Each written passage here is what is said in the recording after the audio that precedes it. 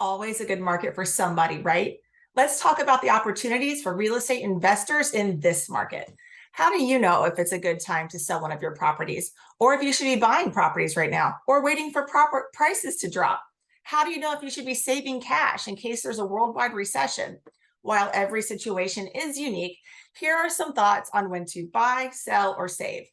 If prices are still high in your area, if you have a property that has a ton of equity but little cash flow profit, and the projections for the area that there are fewer people moving there, especially if you've got a problem property that just has been one problem after another, then you know what? This is a good time to sell that property and buy a property in an area where prices are going up, rent is going up, and there's a lot of people moving to that city. Buy a property that's going to be less headaches. If possible, buy it through a 1031 exchange or a reverse exchange, or buy it through an opportunity zone fund. If you are buying, block time each week on your calendar to look for fourplexes, look for foreclosures, look for off-market single-family homes.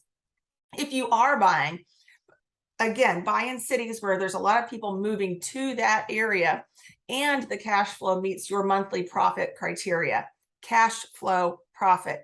Do not buy based on just appreciation that you're projecting for that area. This is not the market to buy for projected appreciation.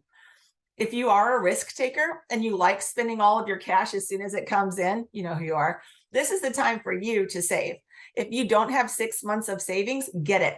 Going into a possible worldwide recession, not only is cash security, cash also allows you to buy great opportunities when they arise. So these are some of the things that I like to talk about in my webinars. I like to talk about where to find rental properties to buy, how to pay for them so they cash flow, and how to manage them so that you have fewer headaches and more profit, which makes landlording worth it.